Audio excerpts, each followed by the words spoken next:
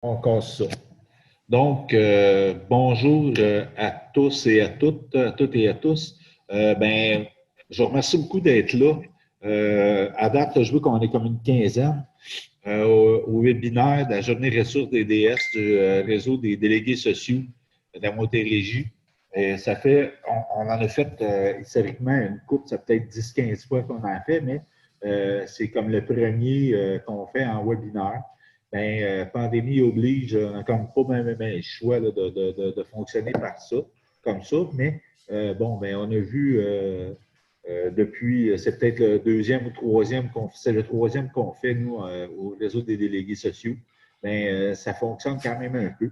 Ça fonctionne bien. Donc, on peut, c'est l'avantage qu'on peut faire des conférences bien assis, comme moi, dans ma cuisine, ou vous dans votre salon, j'imagine, dans votre bureau. Donc, c'est ça. Là, je vous remercie encore d'être là. La journée va être devrait se terminer comme vers midi à peu près. Il va y avoir Pascal Saint-Antoine qui va jaser, Colette Coming, Hélène Côté, Annie Desgranges, Mario Trépanier qui est notre invité de l'organisme Violence de Valleyfield. Puis José Gadebois qui va joindre à nous tantôt, qui est du Centre d'action bénévole du Bas-Richelieu. Donc, c'est ça. Je céderai la parole à Pascal Saint-Antoine.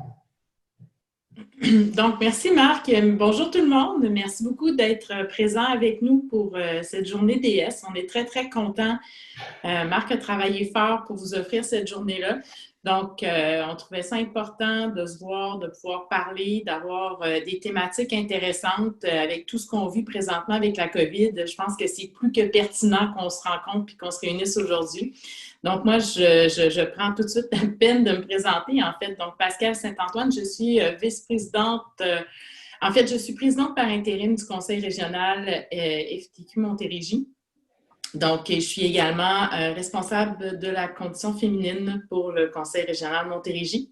Donc, à ce titre, je suis contente d'être ici avec vous. Je ne pourrai malheureusement pas rester toute la journée, mais le webinaire va être enregistré, va pouvoir être présenté par la suite aux membres du réseau DS qui n'auront pas pu assister.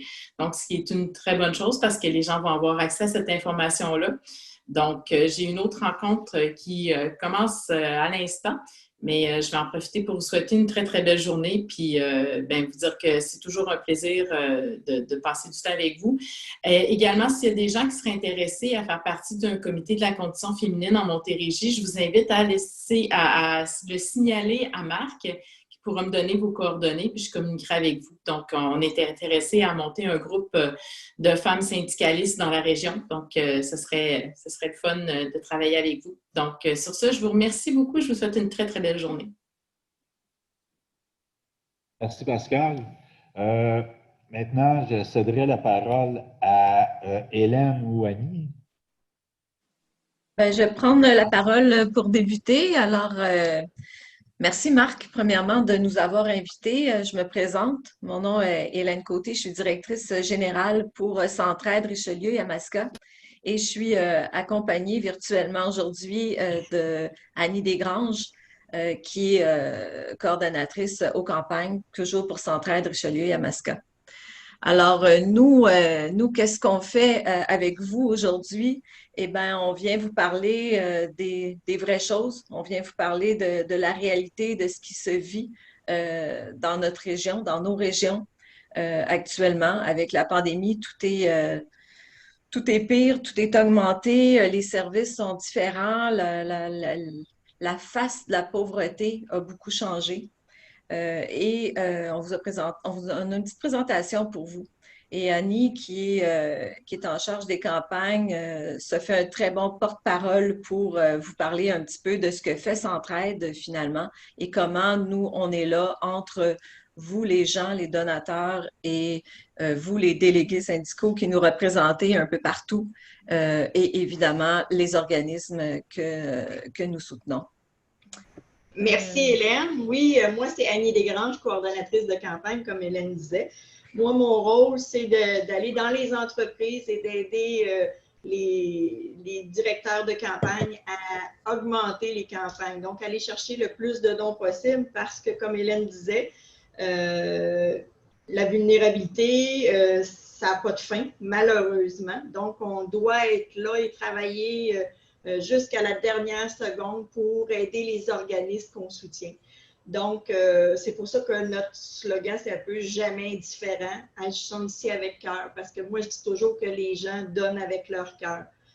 C'est quoi un peu Centraide Richelieu-Yamaska? Donc, c'est que nous, on recueille les fonds et on les investit, mais localement. Donc, c'est ce qui est très, très prioritaire pour Centraide, c'est qu'on a notre territoire et on réinvestit sur notre territoire. On favorise l'amélioration des conditions de vie des personnes vulnérables parce qu'on a des organismes qui sont partenaires avec nous et on travaille très fort pour toujours améliorer, qu'il y ait le moins possible, que les gens puissent regagner leur dignité. On soutient notre réseau d'organismes parce qu'avec eux, on se doit de vérifier la gouvernance. Donc, à tous les 2 ans, tous les organismes qui sont partenaires avec Centraide sont audités pour s'assurer que l'argent que vous nous confiez, vous nous l'avez donné avec votre cœur, mais à ce moment-là, que les gens redistribuent selon les besoins qui ont été précisés. Donc, c'est très, très important. Vous nous faites confiance et on s'assure que l'argent va bien pour les besoins précisés. Donc, il y a des façons de donner vraiment là, personnels avec les dons corporatifs, en entreprise sur la paie, il y a les dons planifiés, dons majeurs. Donc, il y a plusieurs façons de donner, c'est toujours très facile.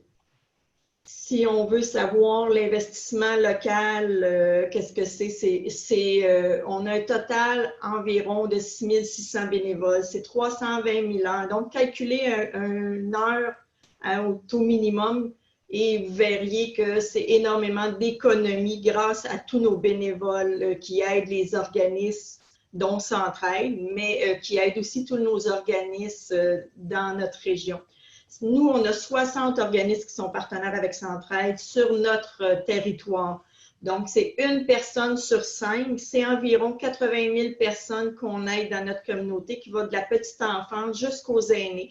Une personne vulnérable, ça n'a pas d'âge. Et malheureusement, ça s'attaque à tous les milieux. Donc, personne peut dire qu'il ne sera jamais vulnérable. On ne connaît pas l'avenir. La vulnérabilité, ce n'est pas juste de dire « je n'ai pas d'argent pour me nourrir ». Oui, c'est la pauvreté, le logement, les sécurités alimentaires, mais c'est aussi le décrochage scolaire, l'isolement. Il y a beaucoup, beaucoup de gens pendant la pandémie qui vivent d'isolement. La santé mentale, l'handicap, la violence.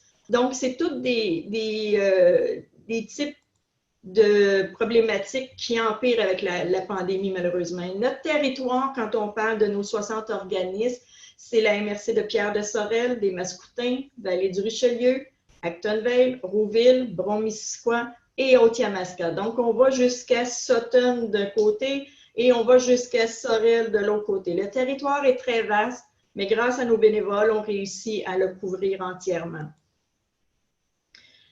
Donc, on a Centraide, une connaissance de notre milieu, puis des besoins qui sont les plus urgents à combler. Donc, c'est pour ça qu'on travaille en partenariat avec les organismes de la région.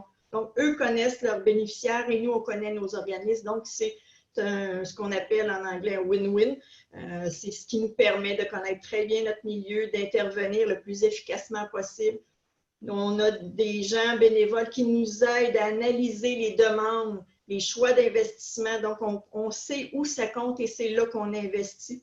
Et on est capable d'assurer un suivi régulier pour avoir un impact le plus grand possible pour aider le plus de personnes vulnérables. Donc, c'est vraiment de connaître notre territoire et de travailler en partenariat avec les organismes qui les desservent. Et les organismes, pour être partenaires avec Centraide, se doivent de faire affaire avec un de nos 4 champs d'action. Donc, les 4 champs d'action, c'est de soutenir la réussite des jeunes, c'est d'assurer l'essentiel, briser l'isolement et bâtir des milieux de vie rassembleurs. Donc, c'est au moins un de ces 4 champs d'action-là que les organismes doivent faire partie. C'est certain que si on prend comme un centre de bénévolat, c'est sûr qu'ils vont faire partie des 4 piliers, les 4 champs d'action. On a eu la chance cette année de s'associer avec une compagnie qui a filmé dans nos organismes avec les personnes, les bénéficiaires, avec des personnes qui travaillent, avec des bénévoles, avec la permanence de Centraide. Et c'est des petites capsules de 1 minute 15 environ, 1 minute 20. Mais on en a 6 et je vous suggère fortement d'aller les visionner après la conférence sur notre site Internet. Vraiment, elles sont courtes, mais elles veulent tout dire. On vous encourage grandement parce que ça, c'est un coup de main important pour nous à nous suivre sur les réseaux sociaux puis à partager l'information que Centraide Richelieu-Yamaska véhicule autant sur Facebook que sur LinkedIn parce que c'est plus vous partagez, plus c'est des gens qu'on peut rejoindre et nos capsules d'ailleurs sont régulièrement là, diffusées sur les réseaux sociaux. Avant la crise de la COVID, déjà, on avait 10% de la population qui n'arrivait pas à couvrir ses besoins de base. Donc, quand on dit besoins de base, c'est vraiment se nourrir, se loger, s'habiller. C'était déjà 10% de la population québécoise. C'est 7,4% des personnes qui vivaient d'insécurité alimentaire. Donc, les demandes de paniers, pas seulement de Noël, mais de paniers à toutes les semaines, c'est 7,4% de la population, là, des personnes qui devraient, mais il y en a qui ne le font pas, même par orgueil, mais c'est 7,4% des personnes qui ont besoin. 22% des personnes vulnérables ne bénéficiaient pas de soutien social, dont 19% c'était des personnes de 65 ans et plus. C'est beaucoup. Nos personnes âgées sont isolées. Et ça, on parle toujours avant la COVID. Si on regarde le portrait après la COVID, c'est ce qui fait mal un peu. En quelques semaines, le taux de chômage est passé de 4,3 à 9,4% de mars à avril en Montérégie. Fait que c'est vraiment, il y a eu un bond incroyable. Beaucoup de gens ont perdu leur emploi parce que des entreprises ont dû fermer. Pendant la pandémie, 21,1% des Canadiens vivaient dans des ménages qui avaient du mal à respecter leurs obligations financières. Donc, c'est beaucoup. Il y a beaucoup de gens qui vivent, quand on dit d'une paye à l'autre. Donc, ça a fait que la pandémie a juste augmenté la problématique financière. Il y a une étude aussi qui a révélé que la moitié des 46 000 répondants qui estimaient avoir une moins bonne santé mentale. Et on l'a vu parce que en septembre, octobre, les taux de suicide ont vraiment augmenté. Au niveau de la violence conjugale, ils ont eu énormément de demandes qui ont été faites. Des femmes devaient se cacher parce qu'ils vivaient, autant les hommes, parce qu'il y a aussi des hommes qui sont battus, qui vivent cette problématique-là, et se cachaient la nuit pour pouvoir appeler, avoir de l'aide. Et les centres sont débordés. Les centres d'appel pour le suicide, c'est la même chose. Ils sont débordés. Donc, nos organismes ont dû malheureusement mettre des bénévoles de côté à cause de la pandémie et l'âge des bénévoles. Donc, les demandes augmentent et il y a de moins en moins de bénévoles pour beaucoup d'organismes. Donc, les personnes qui sont là permanentes deviennent essoufflées aussi. C'est de là l'importance d'aider quand on est capable. Parce que ces chiffres-là, c'est malheureux. Mais on va vous donner exemple avant COVID, des faits de Richelieu-Yamaska. C'est 49 000 enfants défavorisés qui ont reçu du matériel scolaire grâce à Opération Septembre. Opération Septembre, c'est un programme, on est seulement 2 Centraide qui l'ont et on est fiers de l'avoir. Chez nous, à chaque année, c'est 130 000 $ qu'on remet. Cette année, exceptionnellement, à cause de la COVID, on a remis 150 000 $ pour que les jeunes arrivent avec leur matériel scolaire, les souliers, le linge d'éducation physique, toutes ces choses-là, ça coûte cher. Et en association avec les centres de bénévolat et les écoles, ça reste vraiment confidentiel. Nous, on remet l'argent au centre de bénévolat et tout se fait. Et les jeunes arrivent à l'école avec leur matériel scolaire et ne sont pas identifiés.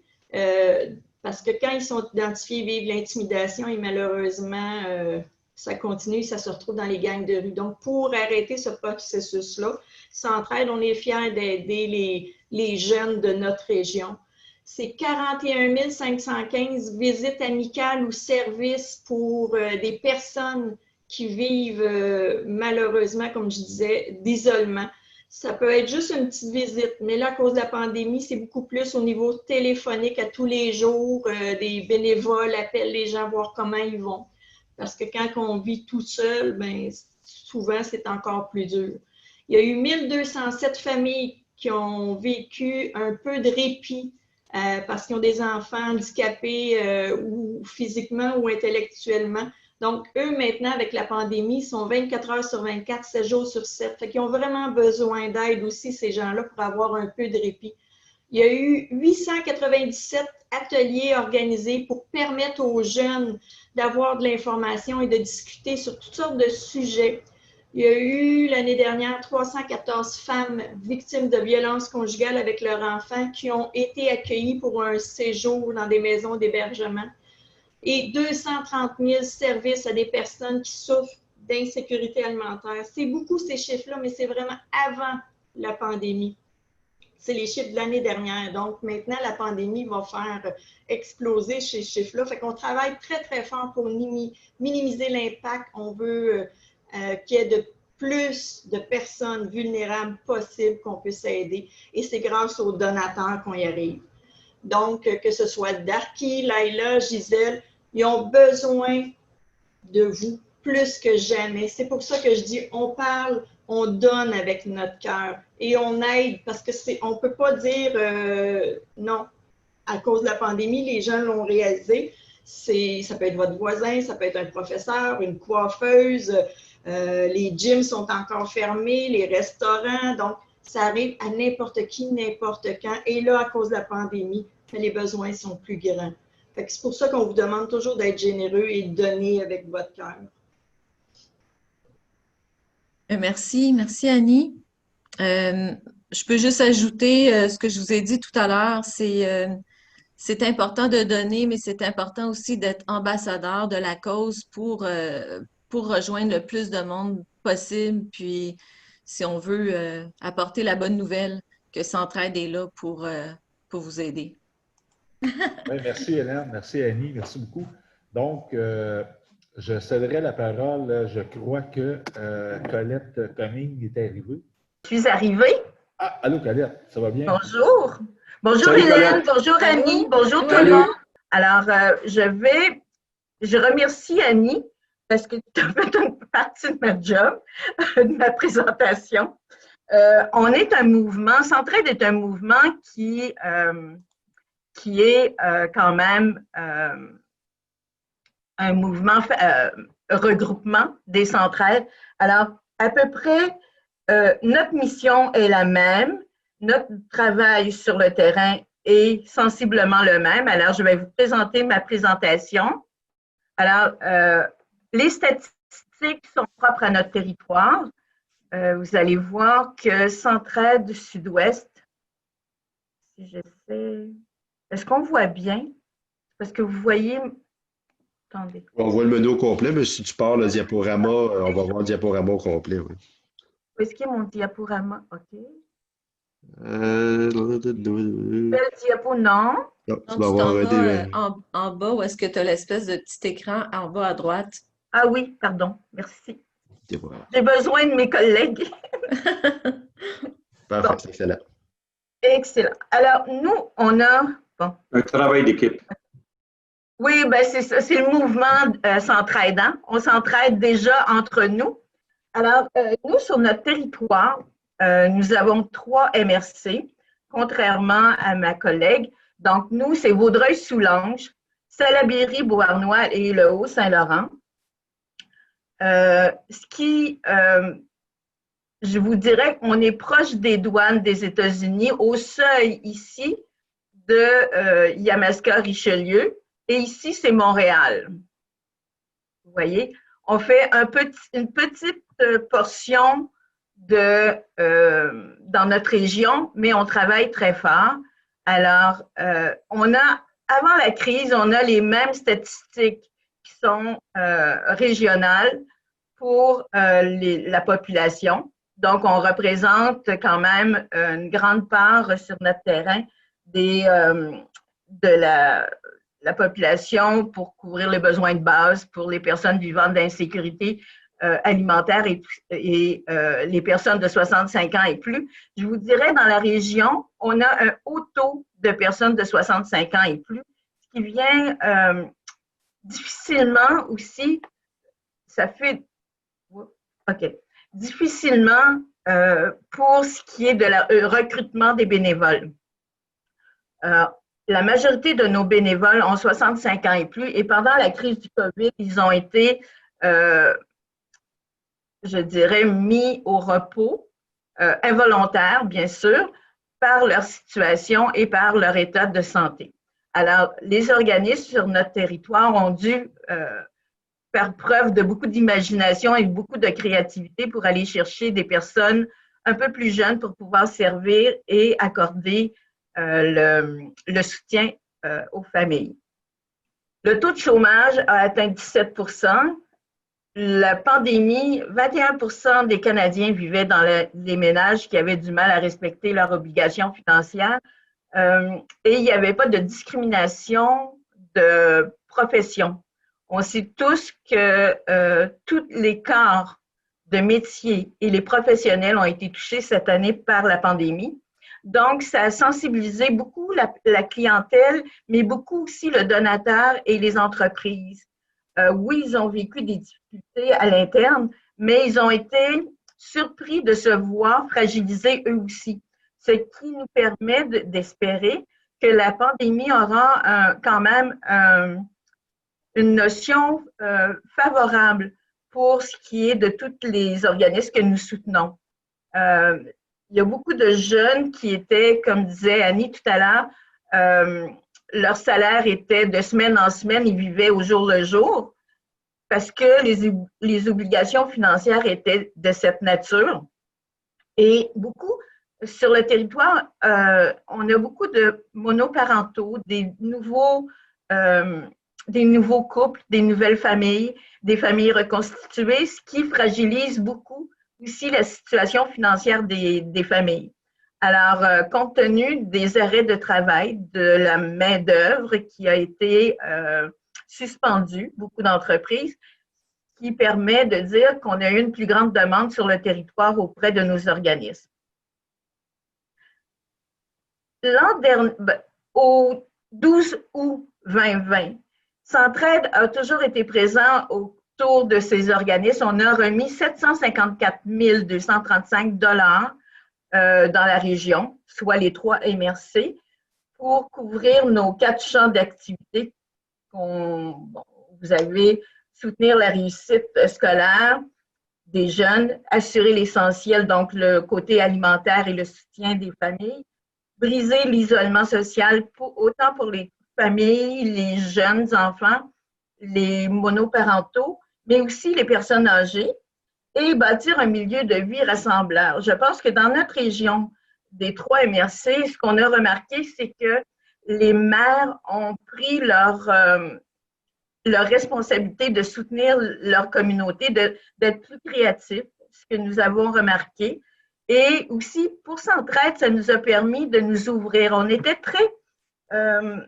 très proche de nos organismes, mais très loin des MRC, des politiques, du CISMO, des donateurs corporatifs. On n'avait pas fait cette transition-là depuis plusieurs années. Alors, la pandémie a fait que nous avons ouvert des portes. Nous avons eu une reconnaissance de toutes nos actions que nous avons mises en place. C'était une grosse période, surtout que je l'ai assumée pour la majorité toute seule parce que mon employée était en repos, elle était en maladie. Et compte tenu de ce facteur-là, j'ai appris à connaître davantage les organismes et à côtoyer chaque personne qui contactait Centraide.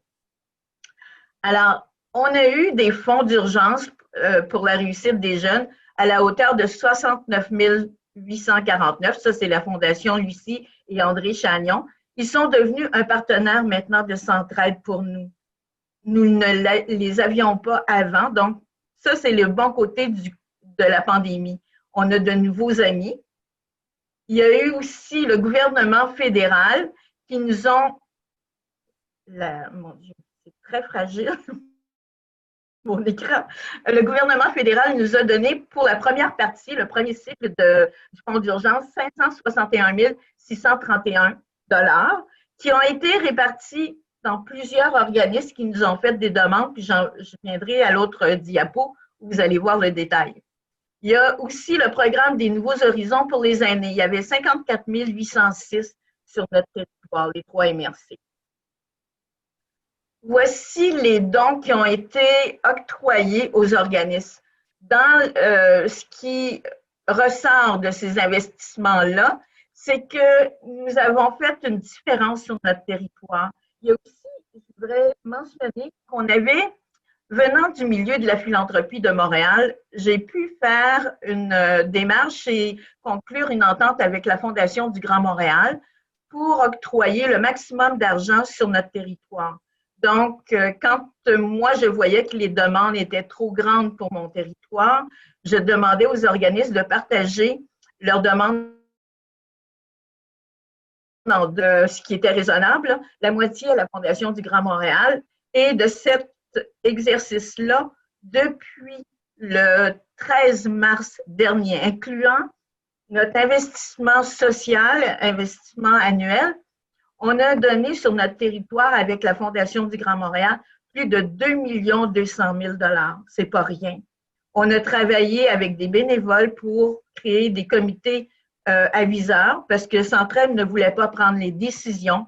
Ça, c'était une démarche que moi, j'ai mis en place pour avoir pleine liberté de pouvoir parler avec mes organismes et non pas avoir la contrainte de dire, ben je te donne pas, je te donne. J'aimais mieux avoir un comité qui décide. On faisait des présentations, on analysait chaque demande et le comité faisait les recommandations au conseil d'administration.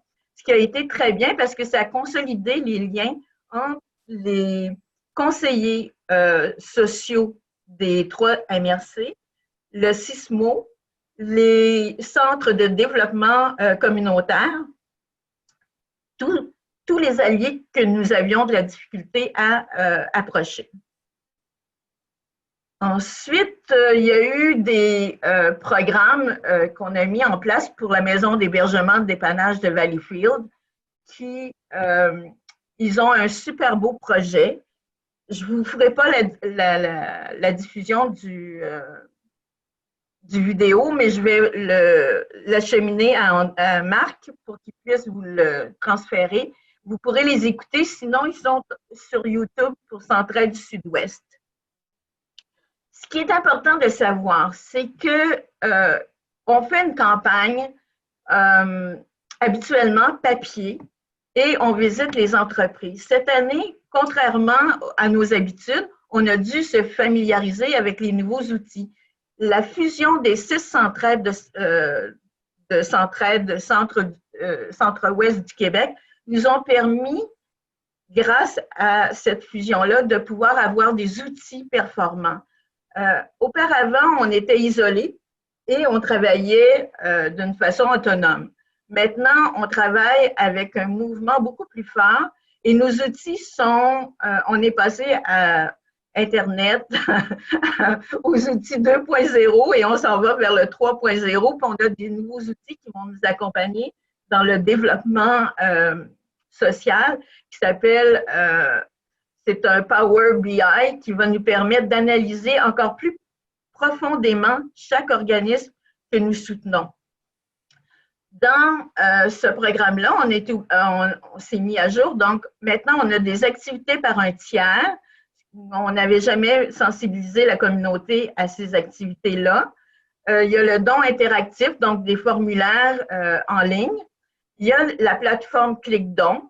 Il y a une plateforme Je donne en ligne pour ceux qui veulent utiliser, pour les petites entreprises de 10, 15, 20, 50 personnes qui ont des courriels personnels et non pas des courriels d'entreprise. Et il y a toujours la page Internet où on peut faire un don en ligne. Donc, on a multiplié nos plateformes pour pouvoir arriver à rejoindre la majorité des gens de notre communauté. Parce que nous, Avant, c'était des papiers qu'on allait porter aux entreprises, qu'ils remplissaient. Ça demandait beaucoup de temps pour l'entreprise à faire des campagnes en milieu de travail. Et pour nous, par la suite, on avait à traiter ça de façon manuelle. Maintenant, tout est fait électroniquement et ça permet d'être beaucoup plus effectif sur le territoire avec les organismes et avec les intervenants prioritaires. Nous avons fait aussi des vidéos. Cette année, on avait un partenariat avec Cogeco et Nous TV. Ils nous ont produit des vidéos de présentation pour le lancement de nos campagnes parce qu'on croyait qu'avec la pandémie, il y aurait des difficultés à rejoindre tous nos partenaires. Alors, vous pourrez les retrouver sur la page Facebook de Centraide Sud-Ouest.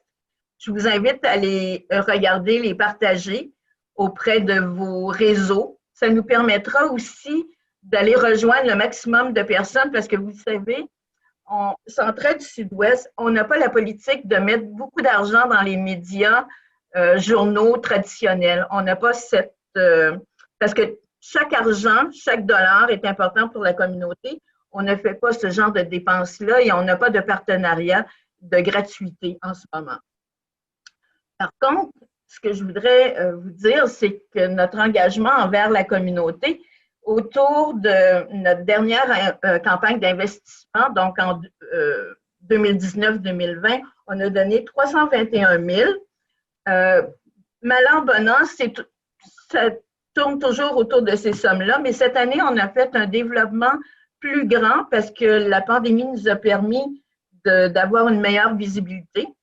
Donc, on espère cette année pouvoir supporter d'autres organismes et de donner davantage et d'avoir une empreinte beaucoup plus importante socialement sur le territoire. Alors, dans les régions, on peut parler on a des organismes régionaux. On en a 6. On a des organismes locaux. Si je parle de l'ABC de la famille, Action Famille, Café des Deux Pins, peut-être que ça vous dit quelque chose, les gens de la région. Le Coin du Partage de Beauharnois, le Comité de logement de Valleyfield, Jeunesse Beauharnois, la Popote roulante de Salaberry, Psychohésion, le Service alimentaire communautaire, l'Arc-en-Ciel à Vaudreuil, Café de la Débrouille à Rigaud, Centre d'action bénévole à Soulanges, Sainte-Polycarpe, Jonathan Soulanges à Vaudreuil, à Sainte-Polycarpe, Maison des jeunes de Rigaud, il y a le Zèbre rouge à Vaudreuil, la bouffe additionnelle, le projet Communé Action, service d'accompagnement bénévole. Ceux-là sont des organismes qui ont toujours été ou présents avec Centraide. Cette année, la pandémie nous a permis de connaître davantage d'organismes et de répondre à des organismes qui étaient plus vulnérables. On a fait connaissance avec Moisson Sud-Ouest. Pendant des années, Moisson Sud-Ouest était supporté par les banques alimentaires qui recevaient des sous de Centraide du Grand Montréal. Cette année, ils ont refusé compte tenu qu'ils voulaient faire une campagne majeure. Et quand moi, je viens de Moisson Montréal, et quand j'ai vu que Moisson Sud-Ouest n'était pas supporté par Centraide, j'ai tout de suite contacté cet organisme-là pour créer des liens. Et la pandémie a fait que j'ai été capable de supporter quelques projets qu'ils ont mis en place. On a fait aussi des projets de refuge. On a supporté un projet qui faisait, c'était avec plusieurs organismes de la région qui ont créé un refuge pour la période estivale. Et je trouvais ça dommage que ce projet-là n'ait pas de continuité.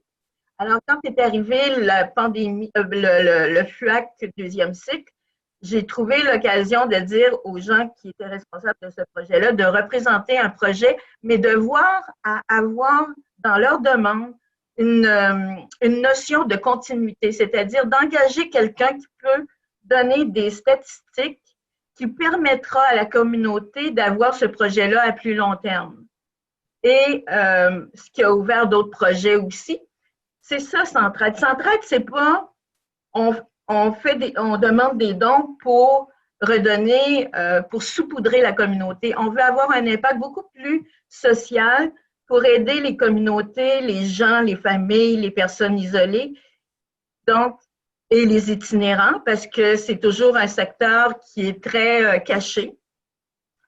Alors, de pouvoir supporter ces nouveaux programmes-là, ça nous aide, nous, à à connaître notre communauté, mais aussi à supporter ces gens-là. Alors ça, c'était une trouvaille qu'on a fait la promotion sur notre territoire. Sans compter qu'on a des organismes comme Violence qui va intervenir et d'autres organismes comme TELAIDE, comme vous pouvez en retrouver sur le territoire de Yamaska, Richelieu-Yamaska. Je trouve qu'il est important de dire que Centraide soutient 35 organismes annuellement, mais sur un territoire de 100 organismes. Alors, plus on aura de dons, plus on pourra soutenir les organismes, plus on aura un impact et plus ces gens-là seront accompagnés vers un mieux-être parce que tout le monde a le droit à avoir une belle vie puis avoir le courage de passer à travers certaines difficultés. Alors, je dirais en terminant, votre aide, elle est importante. Soutenir Centraide, c'est soutenir votre prochain, votre voisin, votre frère, votre sœur, on ne sait jamais, votre collègue, votre coiffeur, votre dentiste, c'est ça la communauté. Alors, je vous remercie d'avoir écouté ma présentation. Je reste disponible. Vous avez mes coordonnées. Je pense que Marc peut les partager. Et pour tout ce qui les questions, les questionnements, les outils que vous auriez besoin pour en faire la promotion, je vous les partagerai. Et allez visiter nos pages Internet, c'est www.rcoq.ca/SOQ pour le centre, pour le sud-ouest du Québec. Notre numéro de téléphone est le 450-371-2061, poste 130. Et sinon, mon courriel est le ccumings@centraide-soq.ca. Alors, je reste disponible pour toute demande. Merci beaucoup de m'avoir écouté et je laisse la chance à Marc de prendre le relais. Nos prochaines conférencières sont du Centre d'action bénévole du Bas-Richelieu à Sorel.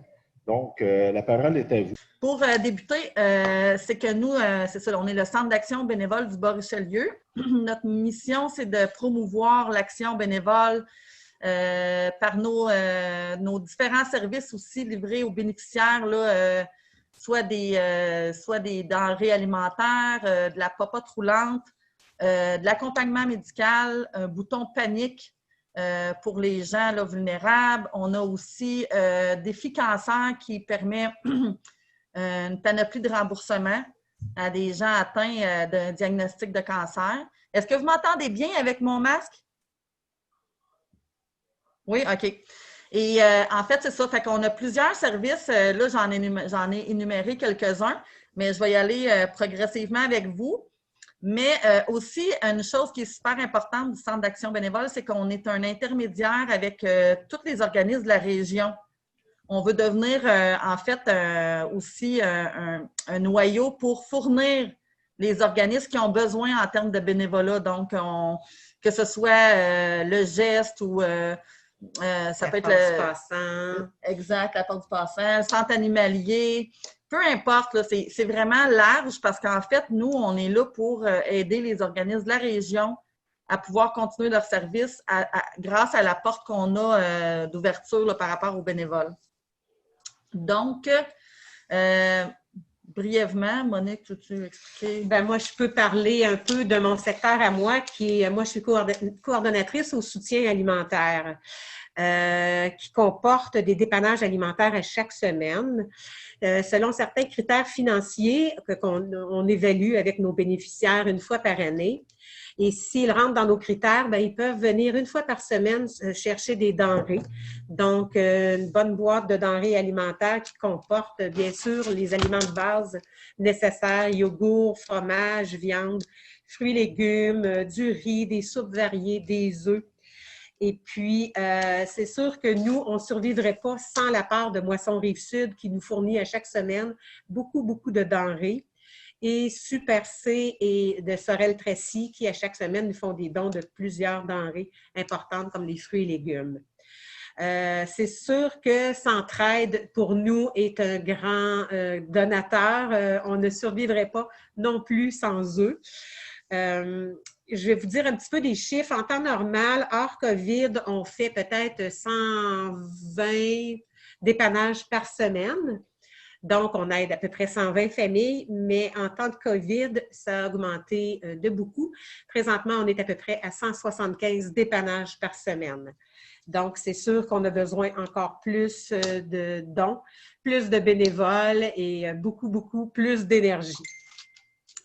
Aussi, ce qu'on offre dans nos services, c'est Opération Septembre, qui est l'aide à la rentrée. Ça aussi, on le fait vraiment de concert avec Centraide.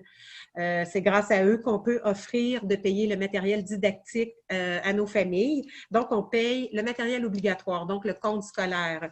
Et l'année passée, on est venu en aide, bien, pas l'année passée, mais septembre 2020, on est venu en aide à 141 familles. Pour un total d'un montant dépensé de presque 32 000. Et ça, c'est vraiment Centraide qui est notre partenaire principal. Dans nos autres services, il y a aussi les paniers de Noël qui, normalement, sont des denrées. La guignolée, pour nous, normalement, on passe aux maisons, on ramasse les denrées, on fait les boîtes et on fait la distribution à nos familles. Mais cette année, à cause de la COVID, ce sera des cartes cadeaux d'épicerie chez Super C de Sorel ou Métro Tracy. On laisse le choix à nos bénéficiaires.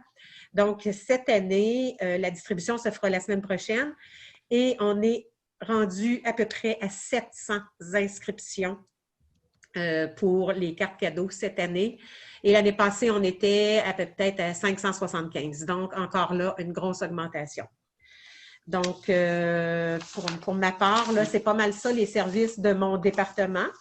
Donc, à chaque semaine, on vient en aide à plusieurs familles et on essaie aussi de leur inculquer de bonnes habitudes alimentaires, d'une saine alimentation, parce qu'on leur met dans leur boîte. Mais, je le répète, si ce n'était pas de Moisson Rive-Sud, de Super C et Centraide, on ne pourrait aider autant de familles. Et comme présentement, on a vraiment comme un petit rush, Monique va devoir nous quitter parce qu'on a vraiment beaucoup de paniers de Noël et elle doit s'occuper des inscriptions. Là, c'est vraiment une période cruciale pour nous. Fait que la présentation, c'était très important parce que c'est vraiment un secteur, un service qui est vraiment très important au Centre d'action bénévole. Les gens qui viennent pour le dépannage alimentaire comptent sur nous semaine après semaine. Et puis, avec la période du COVID, ça va en augmentant, comme qu'elle l'a mentionné. Donc, c'était la partie que Monique voulait expliquer par rapport à son service, là, qui est super important. Mais moi, je vais continuer avec vous pour vous parler des autres petites choses qu'on a ici, là, au niveau du Centre d'action bénévole. Donc, je vous parlais de l'action de promouvoir, dans le fond, l'action bénévole, en fait, le service aux individus, au soutien aux organismes, comme que je vous mentionnais. Il y a le comportement, l'éthique, la gestion démocratique aussi. Et donc, tout le territoire desservi, nous, c'est la MRC, donc on a beaucoup de régions. C'est-tu moi qui fais ce petit bruit-là seulement?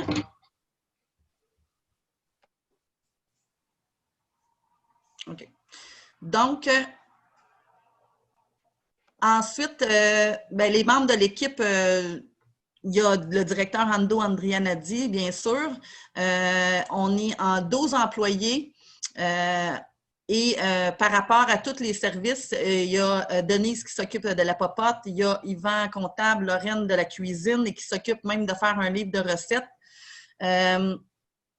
Présentement, qui prépare des plats, qui réinvente des plats aussi pour les gens pour pouvoir leur donner durant les dépannages alimentaires. On a moi qui s'occupe, moi je suis coordonnatrice de l'action bénévole et défis cancer, mais aussi des événements comme la guignolée cette année. On a vécu vraiment comme une situation là, particulière là, avec qu'est-ce qui est de comment on était pour arriver à obtenir des fonds et pouvoir donner une boîte de Noël, là, un panier de Noël aux gens ou une carte cadeau. Tout ça a été mis en place avec la sécurité, les dispositions sanitaires qu'il fallait prendre. Donc, en gros, c'est ça. Et par rapport, il y a aussi l'administration spécifique qui est super importante. En fait, ce sont des gens qui sont en incapacité de gérer leurs choses. Donc, on a Louise qui s'occupe de gérer leur budget, de donner de l'argent un temps par semaine et tout, parce que, bon, pour qu'ils puissent vivre sainement et avec les moyens qu'ils ont, qui ne sont pas capables nécessairement de gérer cette partie-là. Et on a aussi Julie qui s'occupe de l'accompagnement médical.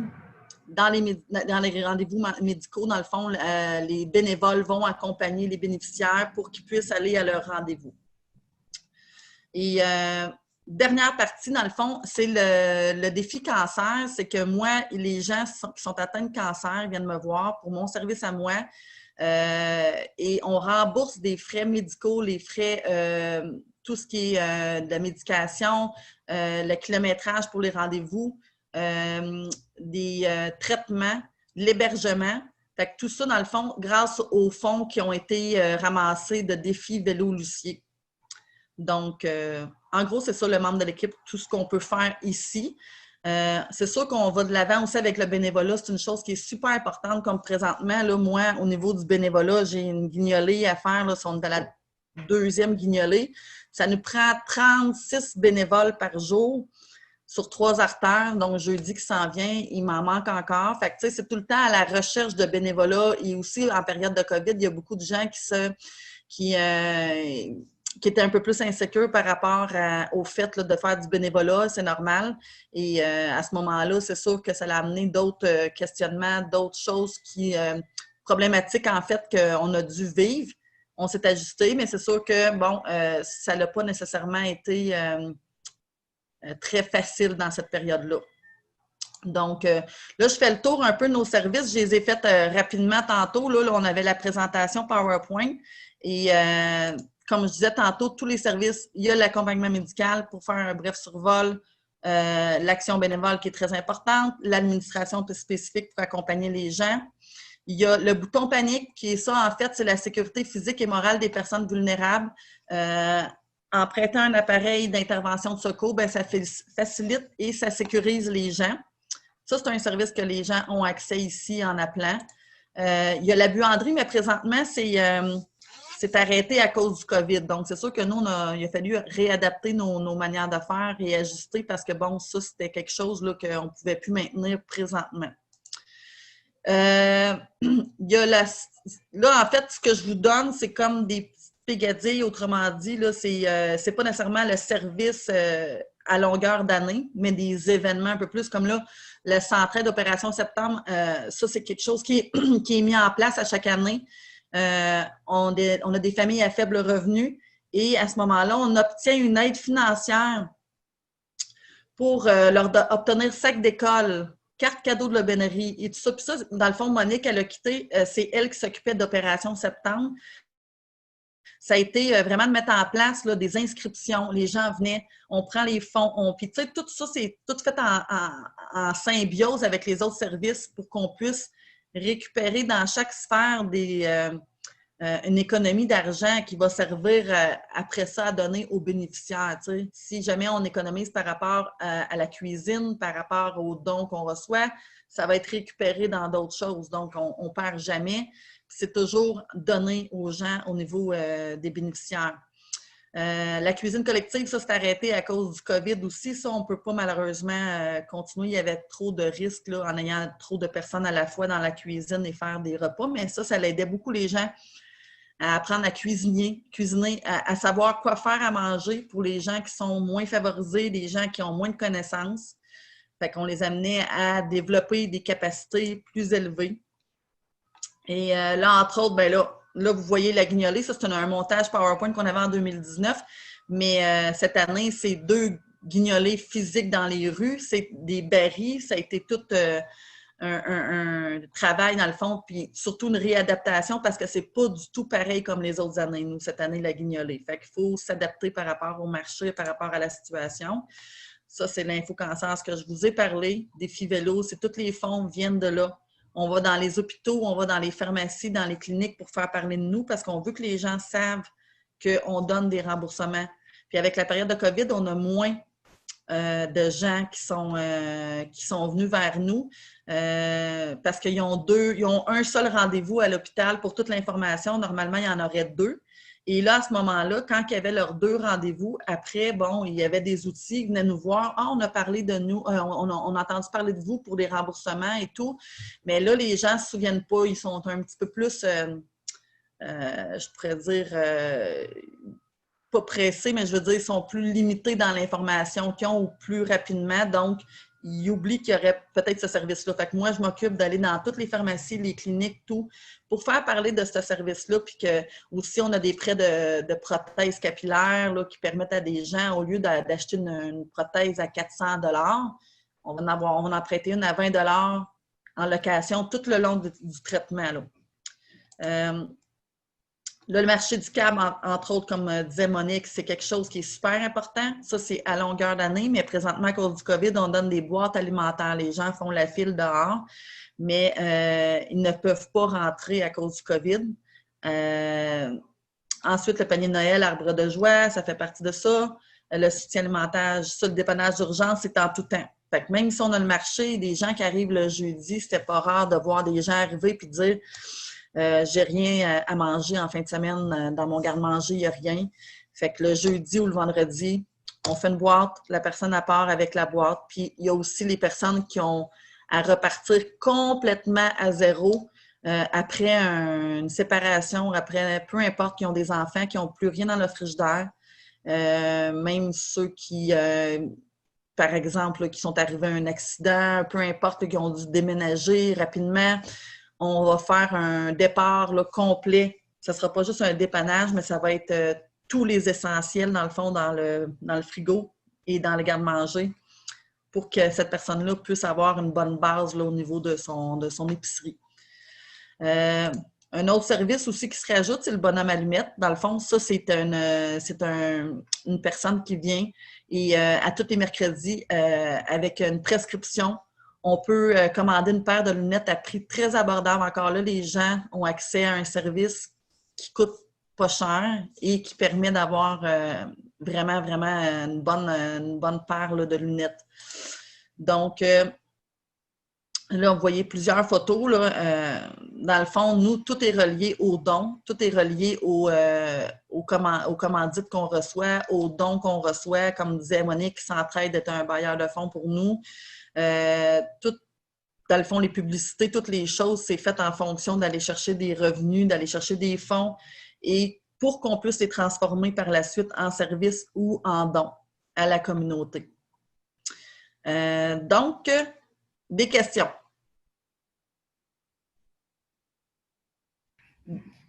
Donc, moi, c'est ça, ça ferait le tour de tous nos services. Je vous ai comme dit ça en gros, mais c'est sûr que nous, on a eu une année là, très mouvementée. Moi, je suis arrivée au centre d'action au mois de mai, puis je suis arrivée en période de COVID. Fait que je n'ai pas connu avant qu'est-ce que ça avait de l'air, mais déjà, je sais que ça l'a mis beaucoup de choses en branle au niveau du bénévolat. Ça l'a déstabilisé beaucoup le service. On a été en manque de personnes qui étaient volontaires, mais qu'est-ce qui est beau à voir, c'est qu'avec le centre d'action, c'est qu'il se renouvelle continuellement. Fait que malgré le fait qu'on avait ces problématiques-là, on a trouvé des solutions. Comme la Guignolée, en fait, là, on a réussi à trouver une tactique pour aller rejoindre les gens le plus possible. Fait que ça a été de faire une campagne monétaire. Puis, on brainstorm là-dessus tout le temps pour pouvoir aller chercher les gens le plus possible, mais surtout pour continuer à donner le service qu'on donnait. Donc, ça fait le tour. Fonction.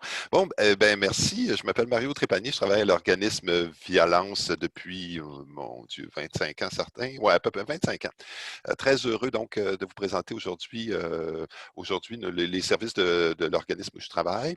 Et j'ai choisi de mettre l'accent, j'espère que vous allez aimer ça, sur des des connaissances que nous, on a pu développer avec le temps à partir de notre travail pour vous transmettre ça. Les délégués sociaux, habituellement, sont des gens très empathiques qui sont toujours des poteaux dans leur milieu et qui jouent souvent des rôles de sentinelles. C'est dans ce sens-là que je vais présenter brièvement l'organisme, mais je vais aussi mettre l'accent sur une question particulière, des questions particulières touchant comment on aide les hommes et comment on tient compte de la détresse des hommes. Fait que c'est le focus que je veux mettre aujourd'hui. Puis gênez-vous surtout pas pour poser des questions, ça me ferait grand plaisir. Alors, l'organisme Violence, on dessert 3 MRC. Là. Colette, tantôt parlait de notre territoire, Vaudreuil-Soulanges, Beauharnois-Salaberry, le Haut-Saint-Laurent. Notre mission à nous, c'est de prévenir la violence conjugale et familiale en intervenant auprès des personnes à risque d'user de violence, les personnes qui ont des comportements violents. Et on a aussi des activités de sensibilisation, de formation, de promotion et toutes sortes d'autres activités dans ce sens-là. Et vraiment, nos objectifs, c'est d'accompagner les personnes dans leur décision de mettre fin à la violence, parce que la plupart des gens qui nous arrivent sont plutôt ambivalents. Hein. C'est de la faute de ma mère, c'est de la faute de ma femme, c'est de la faute de la météo, c'est de bon. Susciter l'engagement au changement. Donc, travailler avec eux à réduire cette espèce d'ambivalence-là pour les aider à se responsabiliser. Par la suite, les accompagner dans l'abandon de comportements violents et la mise en place de comportements alternatifs. On s'est rendu compte que la violence conjugale et familiale, il y a plusieurs facteurs en cause. Je vous dirais que dans la majorité des cas, et en particulier dans les cas les plus sévères, ce à quoi on assiste, c'est des gens qui, dès l'enfance, ont eu des difficultés, que ce soit pour toutes sortes de raisons, des traumas, des carences, des mauvais traitements, exposition à la violence conjugale. Et c'est comme si... c'est comme ils arrivent, puis très jeunes déjà, à l'école, ils ont des troubles de conduite. Après ça, plus tard, des troubles de comportement, des petites infractions. Ils ont comme un passé chargé de risques de débordement de la colère. Souvent, c'est des gens qui... C'est comme s'ils n'avaient pas passé l'étape. Moi, j'ai eu 2 enfants, puis il y a une étape là, à 2 ans, 3 ans, c'est normal, les enfants ils ont des comportements violents. Puis c'est comme ça à peu près, il y a des enfants plus calmes, des enfants plus intenses. Chez certains enfants, c'est comme s'ils n'arrivaient pas à passer l'étape où on est capable de gérer notre colère, gérer notre impulsivité. On est capable de mettre des mots sur nos besoins, puis on est capable d'avoir une réponse dans notre environnement, ce qui fait qu'on construit une espèce de pattern dans notre cerveau qui fait qu'on a confiance dans les autres pour régler des problèmes, puis être capable de discuter, puis d'échanger, puis de s'apporter un respect et une confiance mutuelle. Donc, on estime qu'à peu près 15% de la population ont cette vulnérabilité-là très grande avec à la difficulté de gérer leurs émotions et leur colère, et que ça peut se transformer en violence. Tout le monde est à risque de comportement violent, là, mais il y a des gens qui partent avec un handicap un peu plus grand, on va dire, là, pour ça. Et c'est sûr qu'après ça, les contextes de vie font en sorte que ça peut être des déclencheurs. Bon, on le voit, la COVID en était un. C'est-à-dire que les mêmes, c'est drôle, hein? Puis ça, il y aurait quelque chose à... Je ne comprends pas pourquoi, mais on parle tous de septembre, octobre. On dirait que c'est l'annonce des zones rouges a eu un impact. Nous autres, on était vraiment débordés. On a eu le plus de demandes qu'on n'avait jamais eu dans l'histoire, fin septembre, début octobre. Il y a eu vraiment une période très intense. Donc, quand les gens rencontrent ceux qui ont des vulnérabilités, tout le monde, mais ceux qui ont en particulier des vulnérabilités, quand il arrive des périodes de stress financier en particulier, des problèmes de santé physique, des problèmes de santé mentale, des problèmes avec les enfants, des séparations. Donc, tous les stresseurs viennent augmenter le risque, et ce qui fait que et voilà, fait que augmenter le risque de comportement violent tant à l'endroit d'une conjointe, d'un conjoint, que dans la famille. Ça va pour ça, des questions, Tapsi? C'est bon? C'est un peu notre mission. Je vais vous présenter très brièvement qui sont les personnes desservies par nos activités dites psychosociales, là, vraiment d'aide, où on aide les gens parfois sur une période qui peut aller jusqu'à 6 mois en groupe ou en individuel. 93% de nos gens étaient francophones. C'est principalement des jeunes. Vous voyez, plus du tiers avait moins de 30 ans et l'autre tiers en bas de 40 ans. Mario, oui? je ne voudrais pas te couper, mais tu as dit si vous aviez une question, puis là, ben, ça m'a fait penser de te demander. Parce que tu dis, dans le fond, Lance, là, c'est ça, toi, c'est que les gens, moi, je connais la source. Ben, chez vous, c'est le passeur à Sorel qui joue ce rôle-là. La maison Le Passeur. Ah, c'est ça, OK. Je voulais savoir, parce que dans le fond, toi, tu te trouves à être à l'extérieur, là. À l'extérieur? Ben, tu es dans quelle région, toi, là? Ah, c'est ça. Moi, je suis à l'autre bout de la Montérégie.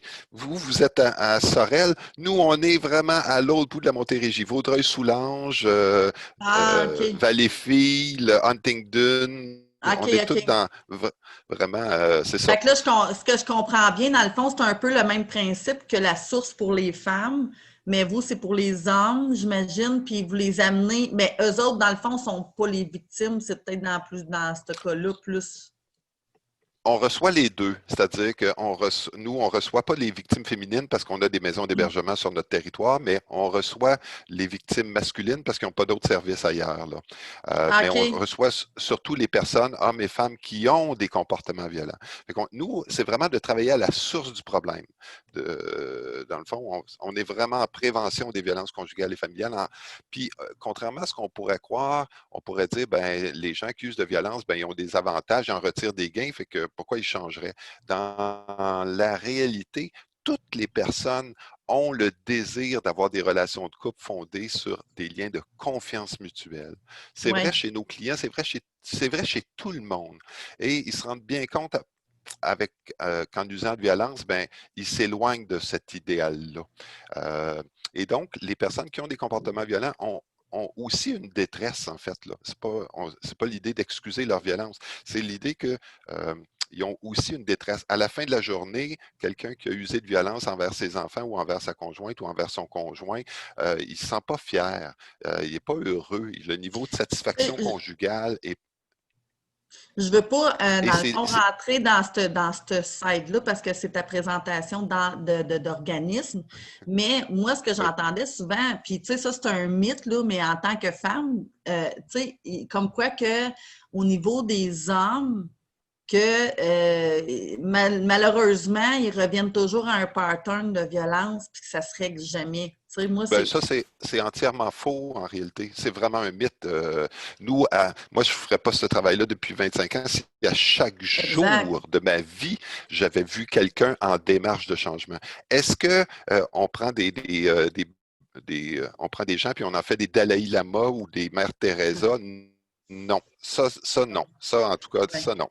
Par contre, est-ce qu'on est capable de les accompagner dans un processus de changement puis d'abandon? Puis c'est un peu ça quand je disais l'idéal de tout le monde dans les relations de couple et familiales, c'est d'atteindre un climat de confiance et de respect mutuel.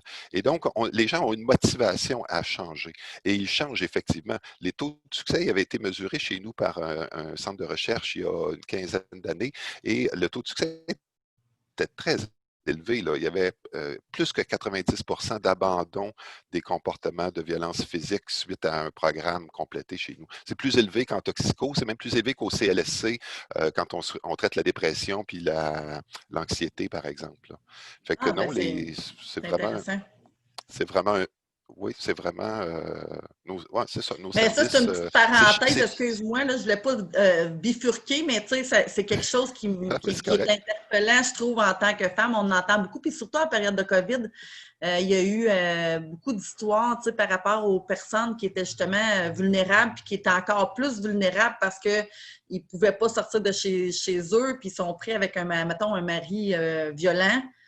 Là, sont comme dépourvus de ressources, puis sont encore plus dans un effet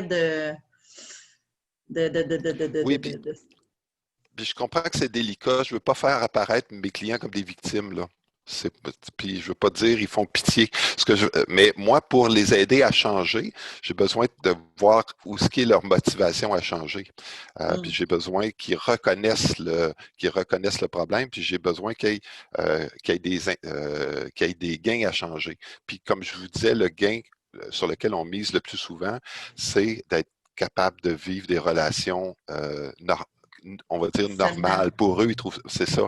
Et très souvent, on a des gens, dans le fond, puis je veux pas qu'on les voit en victime, là, parce que ça excuse pas leurs gestes.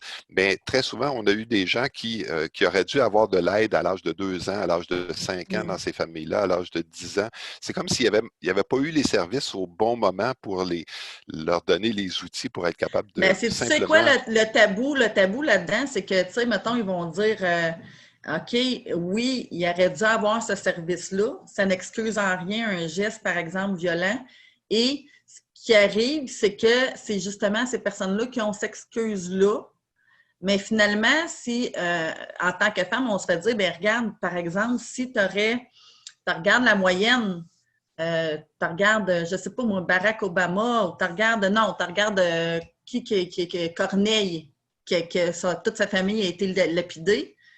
Il aurait pu revirer mal, tu sais, dans le fond. Oui. Mais là, dans le fond, ce qu'ils disent, c'est que l'excuse qui est donnée par les hommes dans ce cas-là, ah oui, c'est vrai. Puis ça, moi, je suis totalement d'accord. Je suis une personne très empathique. Puis je suis portée à croire ça aussi. Puis c'est pour ça que ça m'interpelle un peu ta cause, parce que moi, je fais affaire avec des gens, bon, qui ont des services, qui ont besoin de plus au niveau nourriture et tout. Mais au niveau physique, ça en est une autre, ça, une chose, tu sais. Puis je trouve que des fois, la limite en dire, il y a une excuse, oui, par rapport au passé, il aurait dû avoir telle chose dans son enfance, ça, je le comprends totalement. Mais en même temps, tu dis, bien, aujourd'hui, il y en a d'autres qui ont réussi, mais je pense que c'est là que tu interviens, toi, tu sais, tu vas bâtir à travers ça, puis tu vas aider les personnes à trouver des outils, j'imagine, là. Ben, c'est ça, nous, on intervient, c'est un besoin de base d'être en sécurité. Et dans le fond, on intervient, tu sais, dans le fond, on est complémentaire aux services qui sont offerts aux femmes. On peut dire, tu sais, puis on a fait des efforts remarquables. La violence conjugale a diminué de moitié en 20 ans au Québec, là.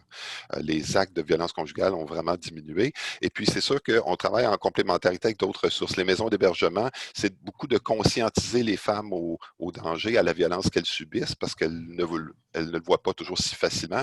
Puis, au moment où elle veut quitter, par exemple, de faire des scénarios de protection puis d'être accompagnée. Nous, on travaille de l'autre côté, puis c'est avec les personnes qui font subir de la violence à faire cesser les comportements violents. Et je vous dirais que les conjointes, c'est une chose d'être en sécurité dans une maison d'hébergement, c'est une autre chose pour la conjointe de savoir que son conjoint n'use plus de violence, puis n'est plus menaçant, puis ne le fait plus peur. Je dirais que ça donne un sentiment de sécurité très, très important à la conjointe à ce moment-là. Puis on travaille en complémentarité avec les services de police, services de probation, ce qui fait qu'on se rend compte dans les pays où il y a juste la punition. Si, par exemple, il y a eu un test en Belgique il y a quelques années où ils ont fait des services en violence conjugale et ils ont mis juste des services de punition. Donc, on arrête, on punit, bon. Et on se rendait compte que c'est très peu efficace pour la violence conjugale en particulier, vraiment. Et chez les gens vulnérables, puis les gens les plus violents, le taux d'efficacité est presque nul, c'est presque zéro. Et si en parallèle, on prend le temps d'accompagner les personnes, de les recevoir, de miser sur leur capacité de changement, ben, on obtient des bien meilleurs résultats. C'est pour ça qu'au Québec, on a un modèle qui est, je dirais, en principe complémentaire. Nous, on n'a pas beaucoup d'argent là, comparé, ça ne coûte pas cher, nous autres, là, comparé au réseau de la santé. Pas au réseau de la santé, mais à la sécurité publique. Par exemple, au Québec, là, par année, il y a 16 000 personnes arrêtées en violence conjugale. Notre réseau d'organismes au Québec est capable d'en recevoir 8 000 seulement. Là. Ce qui fait c'est pour ça qu'on a des listes d'attente et qu'on a de la misère à rencontrer les besoins. Je ne sais pas si ça répond. Je comprends que ça soulève, puis c'est super intéressant, que ça soulève des enjeux éthiques ou politiques. Là. Je vais poursuivre la présentation, puis on reviendra avec des questions si vous le souhaitez. Je dirais 76% de nos clients, c'est des hommes. Ça veut dire que 24% de la clientèle, ce sont des femmes. Contrairement à un autre mythe. On pense que les femmes n'usent pas de violence en contexte conjugal, mais c'est tout à fait faux. En fait, il y a beaucoup de femmes, puis les femmes qu'on reçoit, souvent, ça a pris du temps avant qu'elles arrivent chez nous parce qu'on a commencé par leur mettre un diagnostic de trouble de personnalité limite. On a commencé par donner un paquet de ressources et les femmes qui ont des comportements violents sont stigmatisées comme femmes dans la mesure où c'est pas supposé être féminin, hein, selon les stéréotypes d'user de violence. Fait que c'est des femmes qui sont souvent très, très marginalisées. 95, voyez, 41% de notre clientèle gagnait moins de 20 000 $ par année. C'est vraiment c'est vraiment des situations, il y a des situations de très grande pauvreté. 95% étaient hétérosexuels, 3% étaient des personnes autochtones. Vous voyez, un peu plus du tiers avaient des antécédents judiciaires en matière de violence conjugale et le tiers rapportait des interventions avec les centres jeunesse de la Montérégie. 29% souffraient d'isolement social. Le quart avait un problème de dépendance à l'alcool ou aux drogues. 19% avaient eu des idées suicidaires dans les 6 mois précédents. 14% étaient en situation de rupture. 13% en situation de crise, c'est-à-dire qu'il n'y avait plus de repères. Là, et 3% avaient des idées homicides. Fait que, vous voyez, ça donne un portrait de notre clientèle. J'avais annoncé au début que je profiterais de l'occasion pour transmettre un certain nombre de connaissances en matière d'aide aux hommes. Parce que quand on pense aux hommes, souvent dans une perspective, on voit un petit peu l'image en bas, le board, là, tous les hommes qui contrôlent, c'est l'image qu'on a souvent. On oublie que par rapport à ce modèle-là de la masculinité, il y a des personnes qui sont marginalisées. Vous voyez, j'ai mis une photo d'un enfant visiblement qui a peur, là, puis qui est recroquevillé, et même chose pour un homme itinérant. Donc, quand on parle des hommes, on devrait parler de... on ne devrait pas oublier qu'il y a une grande diversité à travers ça. Les stéréotypes de genre font en sorte qu'on élève encore, moins aujourd'hui, mais on élève encore beaucoup les garçons et les filles en disant, les garçons, vous allez être forts, vous allez être en contrôle, vous allez être des pourvoyeurs, vous allez... et les femmes, vous allez être dans la douceur, dans l'éducation, et il est supposé avoir une espèce de complémentarité là-dedans pour assurer le maintien des systèmes familiales. Les habiletés et les talents sont supposés être différenciés en fonction de ces stéréotypes de genre-là. Ça fait en sorte que les hommes se perçoivent comme normaux quand ils répètent des comportements de fermeté, de courage, de force, de stoïcisme émotionnel, et bien sûr d'hétérosexualité. Ça a des dimensions très positives, en fait, pour la société. Ça fait des travailleurs qu'on est capable de tuer à l'ouvrage parce que sont forts, sont solides, sont endurants. Je me souviens d'un gars qui est arrivé au groupe, puis il y avait des éclats il avait de l'œil tout rouge, un soir, puis qu'est-ce qui t'est arrivé? Ah, j'ai reçu au travail des éclats de métal dans l'œil aujourd'hui. Puis là, je dis, t'es-tu allé à l'hôpital? Ben non, j'avais mon groupe, je ne voulais pas aller à l'hôpital, puis je ne voulais pas déranger. Là, je dis, ça ne s'en va pas tout seul, des éclats de métal dans l'œil, mon homme. Va-t'en à l'hôpital. Donc, il y a des dimensions positives dans le sens de, ça fait des bons pourvoyeurs, ça fait des gens qui lâchent pas, qui persistent jusqu'au bout, qui sont capables de prendre des risques, de dominer en principe leur peur, ce qui fait qu'on conditionne les hommes à être centrés sur l'action, puis les solutions, puis l'agir. Ça engendre par contre des effets négatifs, c'est que ça impose un certain nombre de risques de trauma, par exemple. On frappe beaucoup plus les garçons dans la famille. Les garçons sont plus souvent victimes de violences physiques, de violences psychologiques, y compris de violences physiques sévères. Et c'est comme si on agissait avec les garçons pour qu'ils s'endurcissent, hein, pour être forts puis être capable de prendre soin des autres puis de travailler. Donc, sont supposés apprendre à taire la souffrance puis à cacher les blessures émotionnelles. Mais la plupart des hommes peuvent pas atteindre ce rôle-là. Donc, il y a une espèce de sentiment d'inadéquation. Je ne suis pas tout à fait un vrai gars parce que moi, ça me fait de la peine quand je vois telle chose, puis des fois, j'ai peur, puis bon. Puis, il y a des conséquences négatives aussi. Des gars qui atteignent ce modèle-là idéal, dans le fond, sont tous en prison parce que si je suis dans le modèle de l'homme idéal, je me laisse jamais piler ses pieds, je vais faire preuve d'agressivité, donc je vais me battre et puis finalement, je vais me retrouver en prison.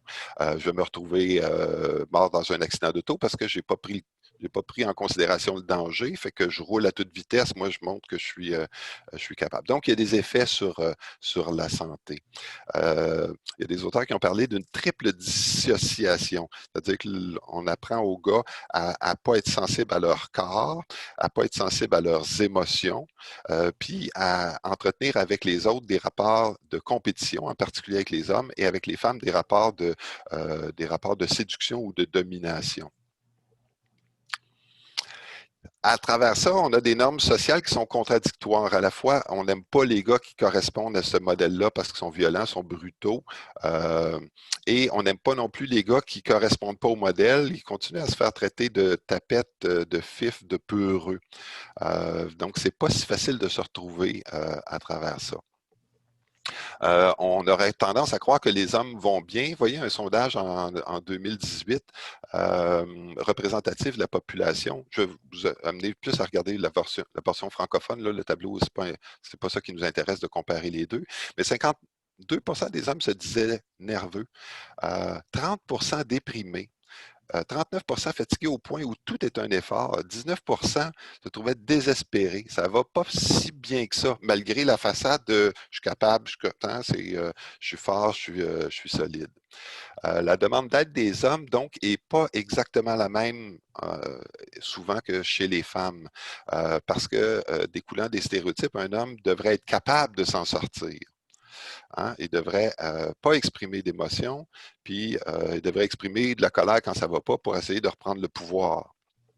On dit aussi que les hommes peuvent avoir un biais optimiste, tendance à penser que les choses vont s'arranger toutes seules, tendance à minimiser les problèmes. Ça va, je vais vite un petit peu. Ce qui nous intéresse dans la relation d'aide, c'est moi, j'aime beaucoup cet outil-là. Vous voyez l'image du iceberg. C'est-à-dire que le gars qui a enregistré ces messages sociaux-là concernant ce qui est supposé d'être parce qu'il est un gars, va nous montrer qu'il est indépendant, qu'il va prendre les autres en charge, qu'il n'a pas peur. Et dans la relation d'aide, on est mieux en abordant les hommes de présumer qu'il y a une dimension privée cachée, le dessous du iceberg, que les hommes ont aussi besoin d'être rassurés, qu'ils peuvent manquer de confiance en eux, qu'ils peuvent être sensibles et qu'ils peuvent vivre des moments de confusion. Moi, dans mon travail, quand j'accueille un homme ou une femme, mais je vais être sensible à cette portion-là du iceberg qui est cachée et ça m'aide en maudit de la deviner ou de penser qu'elle est là parce que c'est celle qui va m'aider à faire des gains, c'est celle auquel je souhaite avoir accès pour le changement. Vous voyez, je vous présente aussi un petit modèle que je trouve bien intéressant où on a tendance à penser que pour s'adapter aux situations, le modèle classique de la relation d'aide, pour s'adapter aux situations, il faut se confier, il faut ventiler nos émotions, il faut verbaliser, il faut chercher du soutien. C'est un modèle qui est plus valorisé auprès des filles, bien sûr, et on valorise davantage le modèle auprès des garçons qui est de comprendre ce qui arrive, de garder ça en dedans, puis de contrôler les émotions puis la vulnérabilité. Et souvent, nos modèles de relations d'aide sont axés sur le modèle plus féminin, donc centré sur l'émotion. Et cette vignette-là nous dit, ne sous-estimons pas les axes de travailler dans le sens de qu'est-ce que tu vas faire avec ça plutôt que comment tu te sens. Ça risque d'être plus payant souvent avec les clientèles masculines de dire, parle-moi-en, comment tu te sens. Souvent, le gars va se fermer. Si on dit, qu'est-ce qui t'arrive? Qu'est-ce qui se passe? Qu'est-ce que tu fais? Ça va être des questions qui risquent d'être un petit peu plus payantes. Concernant, je ne vous décrirai pas tout ça bien sûr, là, mais concernant les services, savoir aussi qu'il y a une question de, vous voyez, j'attire votre attention en bas ici. Si un gars appelle pour demander de l'aide puis qu'il y a un message, dans 30% des cas, il rappelle plus tard, mais dans 24% des cas, s'il n'obtient pas personne, s'il ne peut pas parler à un être humain là, il laisse tomber. Il essaye ailleurs ou il repousse à plus tard. Et ils demandent de l'aide. Des fois, ils le font à des moments, ils ont attendu d'être en grande détresse. Donc, une espèce de sentiment d'urgence. C'est payant aussi pour nous dans le travail qu'on fait parce qu'au moment où on les reçoit, ils sont souvent déstabilisés et on peut d'autant mieux travailler. Donc, on va essayer on suggère d'adapter nos interventions à ces réalités-là en trouvant légitime que les gars puissent, dans certains cas, cacher leurs émotions. Ils ont été élevés comme ça, en privilégiant un lien d'accompagnateur ou d'accompagnatrice sur celui d'expert ou d'experte, en étant chaleureux dans l'accueil, en étant souple, en ajustant le vocabulaire. Et puis, on va poser des questions qui vont dans le sens de la contextualisation plutôt que de l'intériorisation. Pour vous, comment allez-vous? On va dire, qu'est-ce qui se passe en ce moment? Hein? Qu'est-ce qui t'amène? Sais-tu passé quelque chose dans les derniers temps dans ta vie? Donc, c'est des questions qui peuvent être plus payantes. J'achève, je me permettais aussi un petit rappel sur le rôle d'aidant, d'aidante, et c'est vrai aussi pour évidemment les délégués sociaux, se donner le droit à l'erreur nous-mêmes, bien connaître nos limites, travailler en solidarité avec nos partenaires. C'est un peu aussi ce qu'on rejoint dans l'équipe avec le support de Centraide, sentir que c'est l'ensemble de la collectivité. Nous, on joue notre petit rôle, puis l'ensemble des organismes y participent. Donc, c'est des facteurs d'aide pour nous et travailler en complémentarité avec l'ensemble des ressources. Pourquoi j'ai choisi un Ouistiti à la fin? Parce que chez les Ouistiti, puis on parlait des stéréotypes, beaucoup. Chez les Ouistiti, c'est le papa qui s'occupe des bébés. Les mamans ne s'occupent pas des bébés. Le papa Ouistiti, pour que la maman allaite, il va lui porter le bébé, puis il reste à côté, parce que sinon, elle s'en occupe pas, là. Et aussitôt qu'elle a fini de l'allaiter, il reprend, puis c'est le papa Ouistiti qui... et je trouvais qu'au Québec, puis ailleurs, partout dans le monde, on a tout avantage. Autant les femmes ont des avantages extraordinaires à être autonomes financièrement, puis avoir accès aux métiers les mieux payés. Autant il y a des gains aussi pour les hommes de cultiver leur côté Ouistiti, de prendre soin des autres et d'être chaleureux, affectueux. Voilà. Est-ce que vous avez des questions, commentaires? Moi, Mario, j'en aurais quelques-unes. Ce ne sera Oui. pas super long, mais peut-être on en a parlé ou pas, là, mais dans le milieu de travail où moi j'opère, c'est quasiment pratiquement 99,99% d'hommes. Puis des hommes entre 20 et 60 ans. Là, donc, on est dans la marge où ils ont des enfants, qui ont des familles. La question qu'on a plus souvent, c'est comment est-ce qu'on fait pour référer des gens à vos centres? Est-ce qu'il y a des frais? Est-ce qu'il y a une liste? Tu parlais tantôt qu'il y a une liste d'attente. Donc, la procédure pour être capable de référer des gens, c'est quoi au juste? Si on vous appelle directement puis vous prenez en charge le message ou c'est plus précis que ça? Ben oui, vous faites bien, puis c'est intéressant parce que souvent les gars n'osent pas poser les questions, mais on s'aperçoit quand ils viennent chez nous que ça faisait des mois qu'ils se posaient les questions, mais ils n'osaient pas demander. Donc, effectivement, c'est une bonne idée dans la référence de dire « ça ne coûte rien ». C'est gratuit. Chez nous, les services sont entièrement gratuits, grâce justement au soutien financier qu'on a d'organismes de Centraide. Puis c'est ça. Nos services sont gratuits, sont accessibles. La meilleure façon de référer, là, si on sent que quelqu'un, c'est de prendre son vocabulaire, de dire ouais, tu me dis ça va pas bien dans ton couple, tu as des difficultés. Au lieu de dire tu as un problème de violence, si la personne ne le reconnaît pas tout de suite, on part avec ce que la personne nous amène comme élément de détresse et on lui suggère la meilleure chose, là, des fois, c'est de prendre le téléphone et de dire hey, veux-tu qu'on prenne le téléphone ensemble, puis on essaye d'appeler une ressource tout de suite, là. Là, au moment présent. Souvent, ça peut être très gagnant. Nous, on a un adjoint maintenant, on est une petite équipe de 5 personnes, mais on a un adjoint qui assure justement la réponse téléphonique. Et là, l'appel se fait. On fait le premier. Êtes-vous un organisme qui pourrait aider un homme en rupture qui a de la colère, puis qui a de l'agressivité, puis qui ne sait pas où, peu importe, là. Bon, une fois qu'il y a confirmation, on peut prendre rendez-vous, on passe le téléphone à la personne, dans le fond, puis ça, c'est vraiment l'idéal, l'accompagnement vraiment au moment où la personne vit de la détresse. Évidemment, on peut donner la liste de ressources.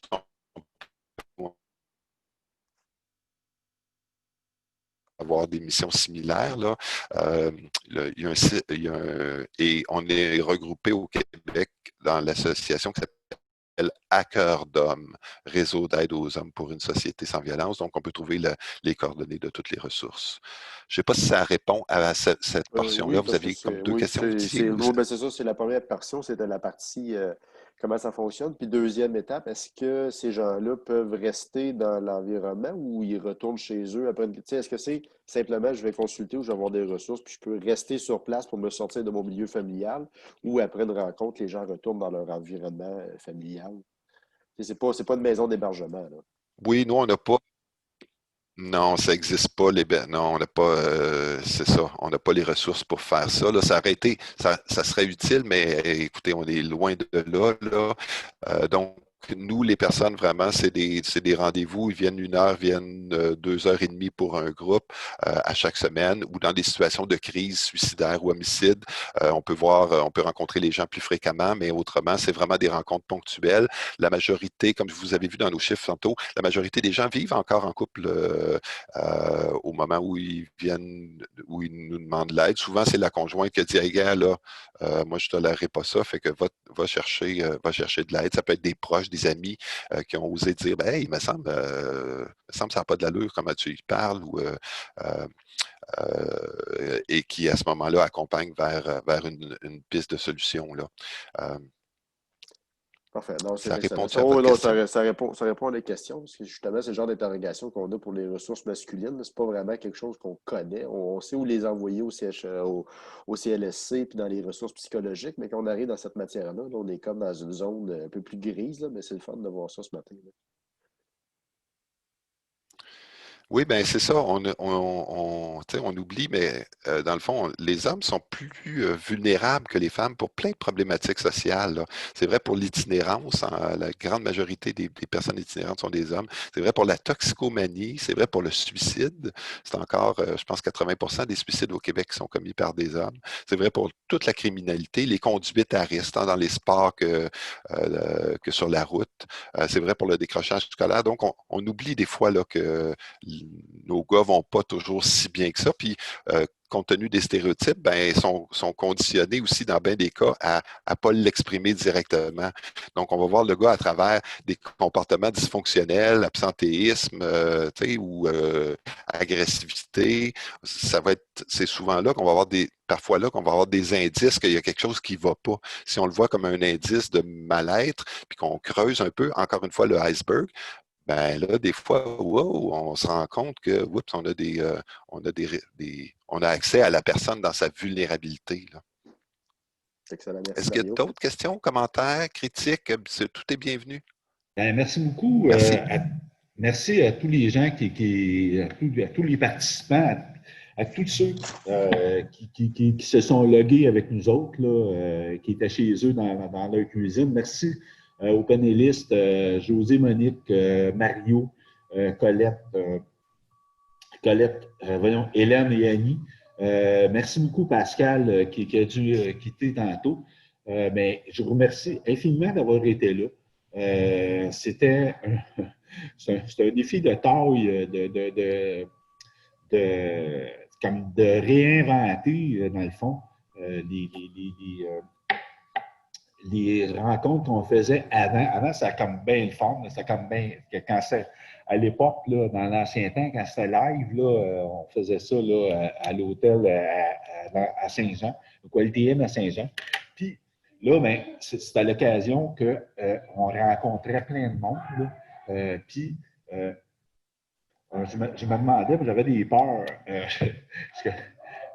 J'ai besoin des fois d'organismes comme toi, Mario, comme ton organisme, dans le fond, dans le sens que je sais que je suis vulnérable. Puis, c'est ça, ça faisait vivre beaucoup de peur, dans le sens qu'il va y avoir du monde, comment ça va être, puis tout ça. Puis je suis vraiment agréablement surpris de la participation. On a eu un pic d'à peu près une vingtaine de participants qui étaient chez eux, puis dans leur bureau, peu importe. On a eu des super panélistes. Donc, je vous remercie beaucoup d'avoir été là. Puis, j'espère que ça va pouvoir se reproduire, qu'on va refaire d'autres journées là, comme ça. C'était la première. Mais comme je vous disais, on a fait d'autres. J'en ai fait à l'époque quand j'étais coordonnateur. Carole Clément en a fait avant moi. Après, APLT en a fait aussi, mais des rencontres live. Là. Mais c'est ça, je vous remercie encore infiniment d'avoir été là. Puis, je vous souhaite une bonne fin de journée. Puis, pour ceux qui n'ont pas pu être là live via le web, les présentations, toute la rencontre a été enregistrée, puis ça va être sur le groupe Facebook le plus rapidement possible. Là. Je sais que Hélène Côté m'a envoyé tantôt la vidéo que Annie parlait tantôt, Annie Desgranges parlait dans sa présentation. Donc, au risque de me répéter, je vous remercie encore. Puis au plaisir de se voir live. Puis s'il y a quelque chose, vous avez juste à me communiquer par le groupe Facebook ou par courriel mchampagne@ftq.qc.ca ou sur mon cell 438-495-7920. Merci beaucoup et bonne fin de journée. Oui, vas-y, Colette. Je voudrais juste, en conclusion, vous remercier d'avoir été à l'écoute et de nous avoir permis de nous présenter et de présenter les organismes de nos régions. Je trouve que vos 2 organismes ciblés étaient vraiment pertinents et même moi, j'en ai appris beaucoup. Et je vous laisse le dernier mot parce que je trouve que la rencontre a été très bien organisée. Puis, ça nous permet aussi de nous approcher de votre quotidien. Alors, merci. Puis, merci Marc. Écoute, l'idée que tu as proposée de faire le genre de rencontre comme ça, c'est excellent parce qu'à peu de frais, on est capable d'aller contacter les organismes, de peut-être mettre en contact les organismes avec les différents intervenants. Puis en plus, vu que c'est en vidéo, on est capable de l'enregistrer, de le rediffuser à des gens qui pourront l'écouter quand le moment leur conviendra. Ça nous donne une porte d'entrée qu'on n'avait pas auparavant. C'est sûr qu'il n'y a rien de mieux que le live pour pouvoir discuter directement, là, mais par contre, en attendant qu'on soit capable de le faire, je pense que c'est une belle porte d'entrée pour tous nos organismes. Peut-être de le faire une fois par mois, si on est capable d'avoir différents organismes qui viennent se joindre. Même si c'est une petite période d'1 heure, on peut l'enregistrer, on fait la capsule, puis on la diffuse dans nos réseaux. Ça serait une belle façon de les mettre en valeur, je pense. C'est une très bonne idée, Marc. Merci beaucoup. Et merci, Marc. Merci et passez une belle fin de journée. Toi aussi.